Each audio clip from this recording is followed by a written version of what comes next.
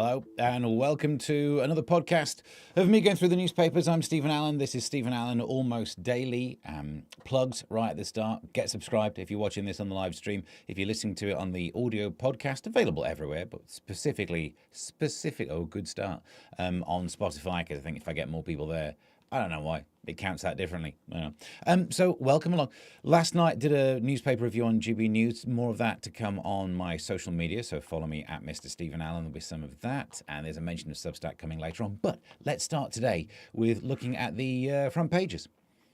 We went through these last night, so I feel somewhat confident that I know what I'll be talking about. The Daily Telegraph goes with state has failed white working class pupils. Again, this is exactly the same story. This is a copy and paste job with also, so Control C copy, Control V paste. But then, is it Control H for search and replace? And every time the previous story from last week said A-levels, put GCSEs in, and you've done it. Bosh. That was right in the microphone. Do apologise. But of course they have. We talked about this last week. This is about class, not about race. Of course, there is a disadvantage to not having as much money as people with more money. And then there's no specific scheme to help you, in particular if you're white working class, so you get left behind. I don't even know why it's a surprise. I don't know why Bridget Phillipson is acting like, I've discovered this thing. I've looked through the papers, and it seems I found something. What, this thing we've had as a phone in every single year on radio, back when I was on the BBC doing phone-in stuff. You get around this time of year, you do the phone calls about white working class lads not doing so well. Yeah, every year. I guess you didn't tune in. That's what we learned, and that's absolutely fair, because when I covered those radio shows, most people didn't tune in. Reeves eyes tax on pension lump sum. This is drawing down some money. I was working last night with someone who's got a lot of money in his pension. He was saying he was upset about this, that it was an idea brought in the Cameron years that you could get to some of your pot. And you could draw it down and spend it, and in theory that boosts the economy, so we should like it. Rachel Reeves might want to tax it. And I was sitting there being all smug, like, well, you know what? It's not going to affect me, what with the lack of good pension. Because effectively the pension I've got is just the flat that I bought, and I thought I'll sell that. And no one wishes she wants to tax the sale of properties as well. Okay, so screwed either way. And then new prostate cancer examination clears way for screening. This is good news and bad news. Good news is now the test for prostate cancer. It's a blood test, and there's a new screening system that come in. The bad news is a big part of my on-stage stand-up material is about the old-fashioned way of doing prostate tests. It's less funny, saying you went to the GP and he took a blood sample. Front page of what else we got going up next. The Times. Retailers warn Reeves that new taxes will hit living standards. Again, it's difficult to argue. If tax and spend are two separate things, but they should be always linked. And so it's very easy to say taxing people always harms the economy, because that's only half the debate. The spending can help the economy, especially depending on where you spend it. But at the moment, none of the spending's happened, has it? The taxing happened, then the world economy got bad, and Trump brought in some tariffs and other things went wrong, and a war apparently. I wish they could fix that. I want my fish and chips to be cheaper. So that's bad. Everything's better with company, even reading, according to a survey of, I'm presuming, extroverts. This is a bone that I wish to always pick. Surveys, they're always extroverts, aren't they? If you come anywhere near me with a clipboard on the high street, I will run from you or I will fight you because I do not wish to speak to you. So all surveys are about extroverts. So the idea that everything's better, spend more time with more people. Ugh. Labour councils explore migrant hotel legal action, also on the front page. That's basically on most of the front pages here on in. Because of the planning permission issue with the Bell Hotel one, the Epping one, more councils, of course they will. Because at some point you'll want local people to vote for you, so do things that local people are impacted by. I don't know why anyone's surprised by any of this. Same story on The Guardian. The Star goes with this story.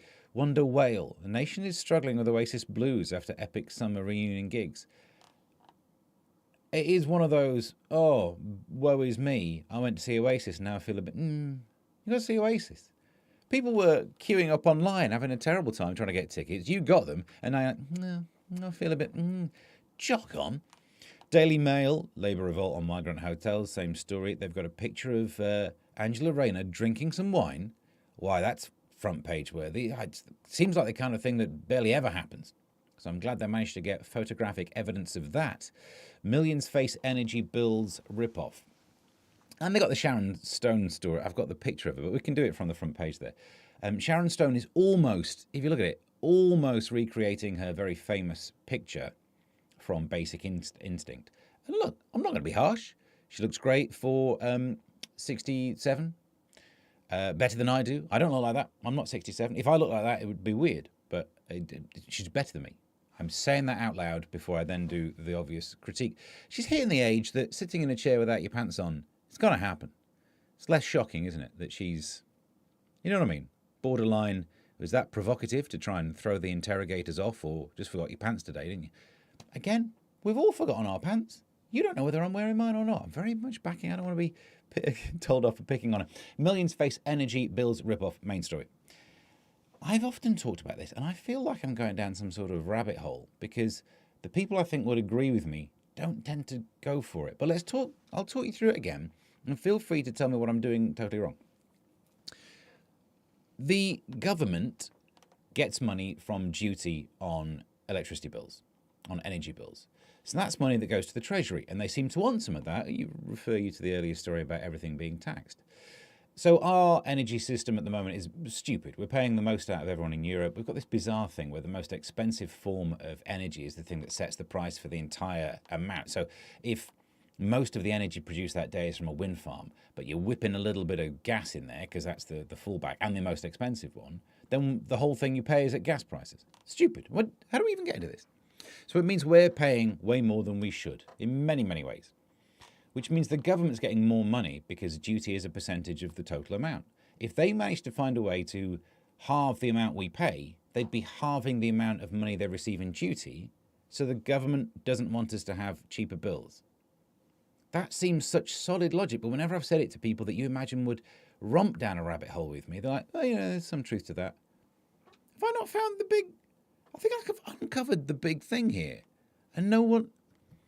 This is how I get converted, isn't it? This is why I get green pill or something. There'll be a different pill. We're on different coloured pills by now. Front page of the... I'm not even sure what you can say about this. Cult priest guilty of 17 sex crimes. But this is a rave cult that was backed by the Church of England. So, raves and Church of England. It's kind of two groups known for not being that wholesome. Something was bound to happen. But anyway, this is the guy who had, back in the 90s, Lycra nuns and Lycra lovies were the groups of women he had around them. I'd love to know the difference between the two, but I'm probably not going to Google it. No vacancies, the migrant hotel thing. We were talking about this last night. I've got a tweet, actually, where I can complain about it. Because I was talking about how even if they do close the hotels, it moves the problem further away from the protest, but doesn't serve the thing that causes the protest. And I said they'll probably go to those HMOs. Trying to remember what that means, said houses of multiple occupancy. And I got corrected by Aid on Twitter. Or AD, don't know how you say it. There's no inflection above the E, so it's his fault. The O stands for occupation, not occupancy. You're normally really clever. All right, soz Aid. Soz, I made a mistake. Also, I think I'm right. I mean, yeah, technically, I guess they're called houses of multiple occupation. But occupancy is the same, isn't it? We're talking about how many people live there, and occupation also means a job. So, like, maybe do they have more than one job? They don't, because they're not allowed to work. But other than that, I think I got you on a sticky wicket. Give me some stress like that. We've got some other messages coming through. We'll deal with those. Back to the front pages before we crack on too far. We've got the final one to deal with, Labour councils. We've done it. So there's all of the front pages covered. We can now start to go inside the newspaper. And don't forget, recently, we made a new jingle. Play it. Let's get inside the news. It's a jingle. AI made the jingle. So let's go into the front pages on the newspaper cam. In the Daily Mail today, could climate change bring dengue fever to Britain? I don't know. What are you asking me for? Feels like you're the newspaper, the Daily Mail. When you flipping, you Google it. Also in the Daily Mail, could cheap omega-3 supplements help women fight off Alzheimer's? I don't know, the Daily Mail. Maybe you want to pull your finger out your backside. I don't know why I'm doing their work for them. Meanwhile, this is slightly worrying. I like to talk about AI. Postman Pat. It's Postman Pet. It's a terrible thing. A robot AI delivery dog will help drop off parcels. And I can actually show you what the picture looks like. There it is. It's every. which makes me think there must be some sort of pneumatic cannon in there to launch the parcel over the gate, because that's how they'll do it. If they're replacing the every driver, they will find a way of using technology to really knacker up your parcels. Probably, actually, they're so efficient these days, they can break your goods before it even gets in the van. I don't know why I'm worried. I don't know how you feel about pine nuts. Oh, he's slightly too big for my my table cam. Contains pine nuts. Experts want more allergy food labels. Yeah, I think that'll really solve that, won't it? I know the old trope of the idea that we didn't have these problems back in the day. You know, no one ever talked about food allergies. Yeah, that's because anyone with a food allergy was dead, weren't they? They'd ate some food, they died, they weren't around to complain about this. It's good that we do actually have a system to stop people carking it from the things they're allergic to. But now foods including goat's milk, pine nuts, all need allergy warnings. At some point, you will end up having to list everything that's in the thing as an allergy warning, which I think you find is the list of ingredients. So, you know, if we just swapped the list of ingredients on the back to potential allergy warning list, honestly, Control H, search and replace. I have solved another problem. Oh, here's one from the Daily Star. I need a wider camera for this. Alien civilizations may be using aircraft radar to spy on us. And I read that and was like, well, no, fair enough. I don't really care. We've got bigger fish to fry, haven't we? Yeah, normally you could get me worried about what it's like to have aliens coming to try and, you know, hunt us down and track us.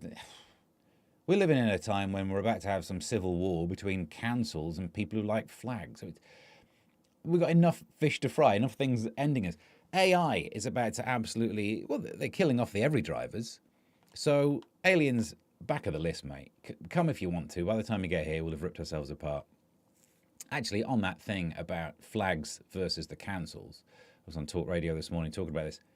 Job's over, right? Surely we know how this is going to end, because there are loads of people putting up loads of flags. They won't run out as money as quickly as the councils run out of money to take them down, because they're councils. They have no money. They've already run out of money. That's what last year was. All the councils ran out of money last year, so now I feel like, well, we'll keep paying someone to take them down. No, you won't. You will run out of money to take down flags. By the way, I've not got around to making this yet, but if anyone wants to open up like a Shopify account or something, I want to sell bin bags that have the St. George's cross on them in Birmingham. Because you can't get your rubbish collected, but they'll take away anything that's got a St. George's cross on it. Right? Come into business with me on that one? 1 in 5 Brits sleep with their eyes open. Probably not because they think they're going to be attacked, but I was about to have a go. What a dumbass thing. You can't even sleep properly. If you were to write down the steps of going to sleep, you know what they are. Shut your eyes, go to sleep. 2 steps. But then I realised, I think I might do it. I don't know. How would I know I'm asleep? I think I might sleep with my eyes a bit open, because I wake up in the morning with very dry eyes. And the worst thing I ever did was realise how good eye drops are for having this cured. I think I might be one of those. Imagine the stuff I see in the middle of the night. Nothing, because the lights are turned off. Right, I don't get this either. So, apparently we Brits are not put off the idea of a picnic by bad weather or British weather. You can see how this ends up happening. Because we're likely to have our picnic in a car or under an umbrella.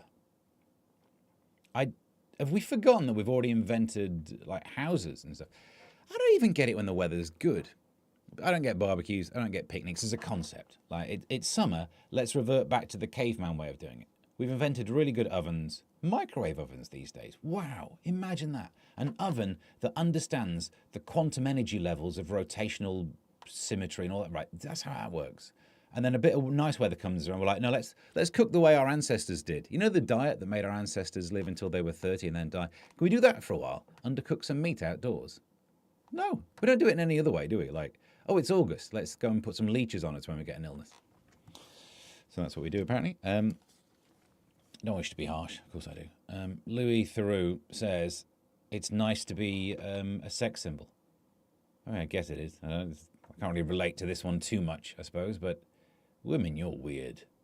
No, I'm not saying he's not attractive, but I am saying you're weird because he's not sex symbol sexy. I'm sure he's attractive, but surely he should just be the general field rather than an outrunner. How is the Tom Hardy guy? Him, yeah, fair enough. But why are you into people like Louis Theroux? Every year, the sexiest men's survey comes out, and there's always some weird odd bod like Clarkson's in the top 3. Are you quite well? You want to get yourself checked out for that? You got some sort of vitamin B deficiency, I think. That's the only way. Do you find yourself dragging yourself along the floor and eating fox poo? That's the kind of woman I'm into. City Council has reported a sharp rise in drivers using blue disabled badges of the dead. It does seem like by the time you're making blue disabled badges of the dead, your zombie films have really jumped the shark, haven't they? I'm not in favour of it, but I do want to point out it's better than letting the dead drive. If you're like, well, look, I can't use this black badge because technically it's only for the named person. So instead, put them behind the wheel. That'd be worse. Do you know what I mean? But excuses include, I thought I could use it because it was still in date, and I used it for sentimental reasons. That's what I like. It's what they would have wanted. Their one last wish was for me to not have to walk as far to the shops. We were close. That was the Sharon Stone pictures. We've already seen enough of that. Also got to throw that one in the bin, not just leave it to one side if the missus walks into the shed. What have you been doing in there? So, I'm not an expert on pubs. I don't really care too much, but Wetherspoons now vows that it will not use service charges. Britain's favourite budget pub has vowed to not introduce automatic service charges on pints. I don't like the idea of automatic service charges in general. It's like having an automatic discretionary thing. It's got to be opt-in, not opt-out. It's not like donating organs. The whole point of a tip is meant to be some additional thank you, some additional reward. But instead it's set up like, how socially awkward do you want to feel for the money that we could take off the bill? Do you know what I mean? I don't know, you get this argument of like, oh, the people working there, they're on minimum wage. Oh, you want to have a word with their boss then, not me.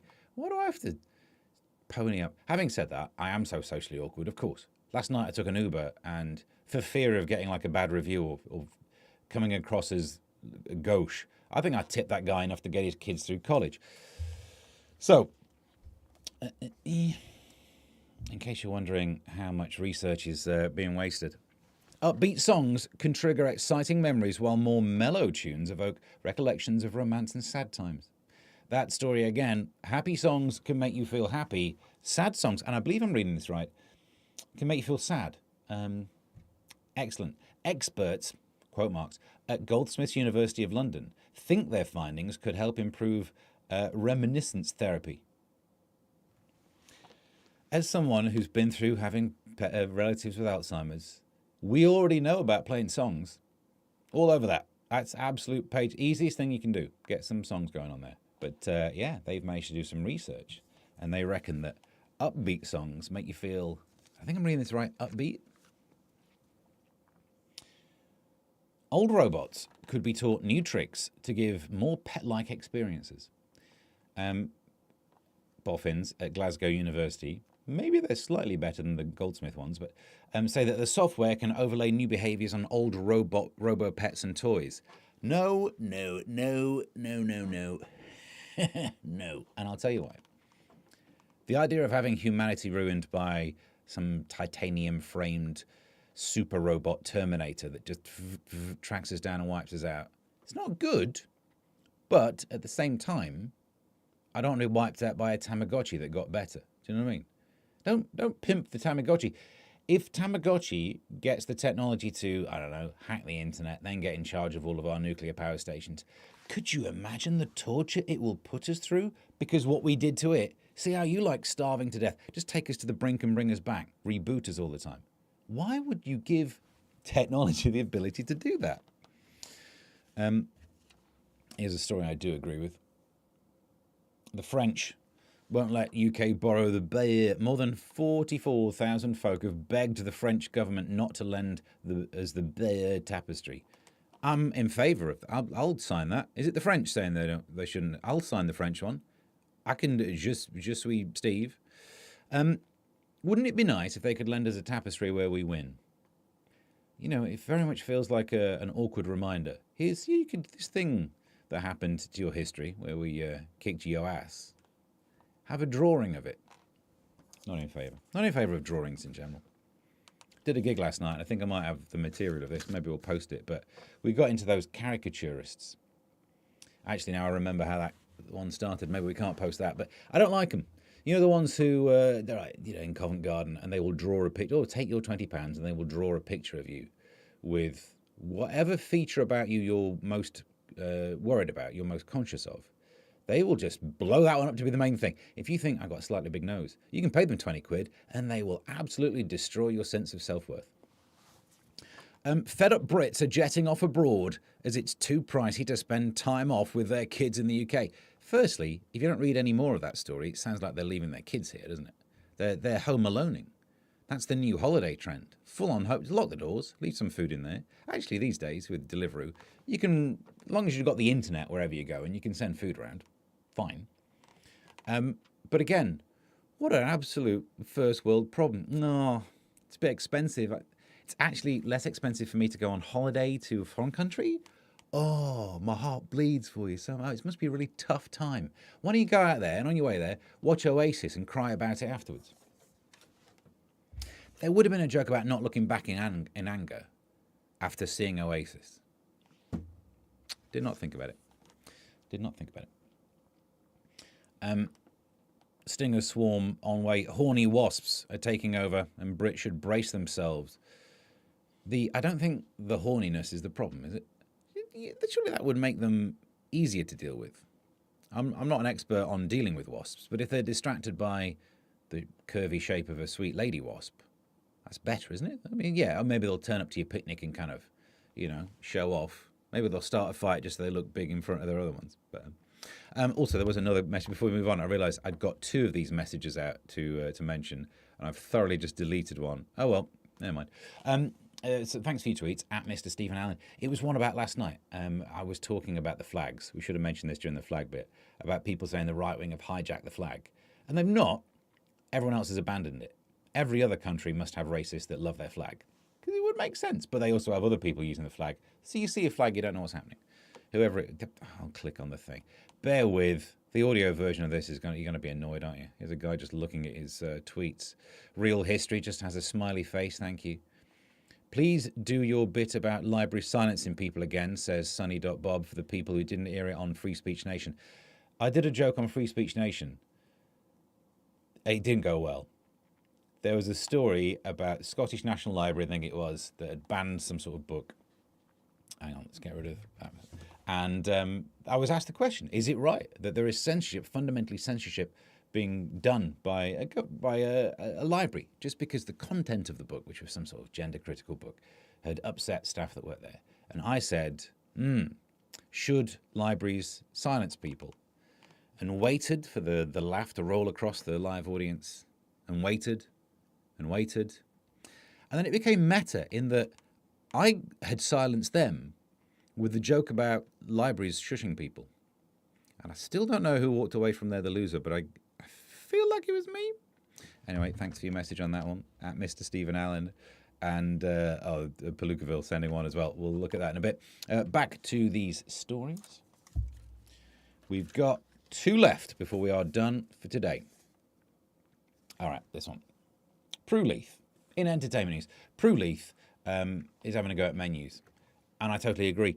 She says that they're pretentious and that they lecture customers. You get a whole essay about where your food's from. That's true. I don't really like picking food. I feel a lot of pressure in that moment when the menus are out, you've got to pick. And I've now, in later life, realised, pick anything. I don't know why I used to get stressed about, oh no, I need to go all this, read all this stuff and make a decision. I'm going to eat whatever it is. I've met me before. There's not many foods that I'm not like, put more of that in my face, please. So now I'm kind of doing okay with it. When I was like a 17-year-old, I went on a date with my girlfriend's family, and I was invited along to meet them. And I was just so nervous about how to order. And so my plan was to order whatever her brother had ordered. And I can't remember what it was, whatever it was, I didn't like it. But I still went along with it. So absolutely I will follow that direction and eat this absolutely rare steak, which these days I'd love. Prue Leith says they'll prattle on. Yeah, you're right. Just tell me what the food is rather than give me some lecture on it. I also feel the same because we went to a tasting menu thing with another partner. I got free food by dating people and then being taken out to dinner by their families. I used to have to stand there and listen to this small little monologue about the food before they bring you the smallest amount of food. What are you talking about? I don't even like it when you have to get involved in wine, you know? Just bring a wine or don't bring a wine. And also this whole tasting it thing. You don't do that with other foods, do you? There's never a bit where you order the soup of the day and they bring you a small thimble of the soup and you can leave the bowl. Finally, a pair of Rio Ferdinand's old football boots encrusted with jewels have sold for a whopping £23,400. I don't know how much the boots are, the gems are worth, but some of this value is just because they're his old boots. And I don't know how famous people ever go bankrupt. If you can just sell tat or bathwater or, your nail clippings, if I were famous enough to sell my rubbish, do you have any idea how much tat I'd be making and pretending it's someone else selling on eBay, but it's all me? How did Britney Spears ever run out of money? So, listen. Newspapers sorted, front pages sorted. I think we're up to date with the messages as well. Meanwhile, you can have a look at Mr. Stephen Allen on pretty much all social media platforms for more of the stuff I got up to over the last 12 hours, a couple of media appearances. Substack, where I'm sure I'll be prattling on about flags. There's a lot of flag chat out there. I've not talked about flags this much, ever. I don't really like flags. Don't tell anyone, if I'm brutally honest, I don't care for any flags. I think it's a stupid system. It was only good when people couldn't read. And now you can put the name of the country down. I don't know what it is. I don't want your stupid emoji. But obviously, now it's a different issue, isn't it? It's about upsetting people with lampposts. And as I said on Talk Radio today, it's a health and safety issue. Do you know how many people are killed each year by flags falling off lampposts? I don't either, but we're all guessing it's zero because it's probably zero, isn't it? So there you go. Some good news to end on. Get subscribed to wherever you found this podcast on YouTube. The live stream version is youtube.com/@Mr. Stephen Allen. It's on Spotify. Check out the Substacky stuff. And I think we're about done. So back to the theme tune.